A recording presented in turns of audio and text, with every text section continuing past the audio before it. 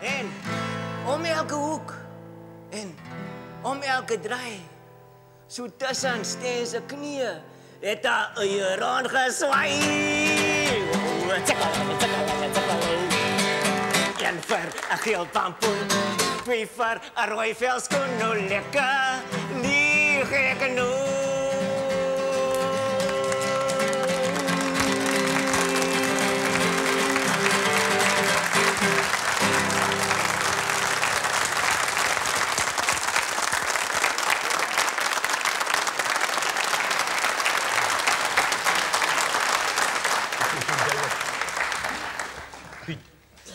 Daarby ons sal die manne nou sê, dis die oom met die oop Bybelkop.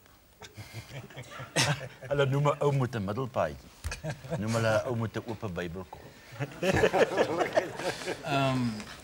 Nou ja, in elk geval, as ek 'n opmerking moet maak, sou ek nou wou sê, dis 'n boerejoetie. Vir die mense wat nie weet nie, David Kramer is 'n... Nou ja, David, jy is 'n Jood nie waar nie? Maar jy's ons Jood. Ja, julle is Jood, miskien ja, maar ek is nie eintlik 'n Jood nie, my oupa was 'n boerejood. Nou wat is jy nou? Ek is soms so deur mekaar spel. Wag, Jan, laat ek gou. Laat Bram dalk vertel. Laat ek net gou vir jou vertel.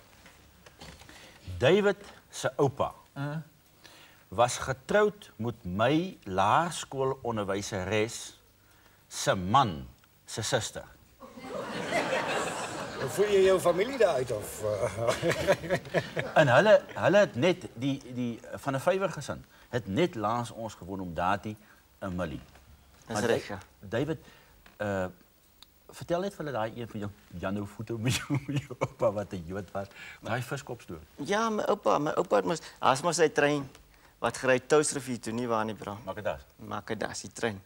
Nou sit my oupa eendag op die trein. En hier kom twee boere oorkant hom sit. Nou kyk hulle vir hom so.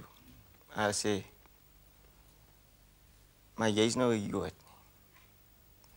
Hy sê, hulle sê, julle Jode is mos so slim. Nou hoe is dit dat julle so slim is? Nou my oupa het so 'n bossie bokkoms daar by hom. Sien bokkoms. Hy sê, nee, ons Jode is slim, omdat ons nou baie viskoppe eet. Sê, ja, is dit viskoppe? Hy sê, ja, as julle net viskoppe eet, sal julle ook slim wees, soos ek nou slim. Hy sê, en ek sal hierdie bossie bokkoms vir 2 pond aan julle verkoop. Toe koop hulle die bokkoms, toe eet hulle die bokkoms, en terwyl hulle nou daar sit en eet, toe sê hulle vir hom, maar ons kon die bokkoms vir 1 pond daar by die winkeltjie gekoop het. Hy sê, sien, daar werk het al klaar.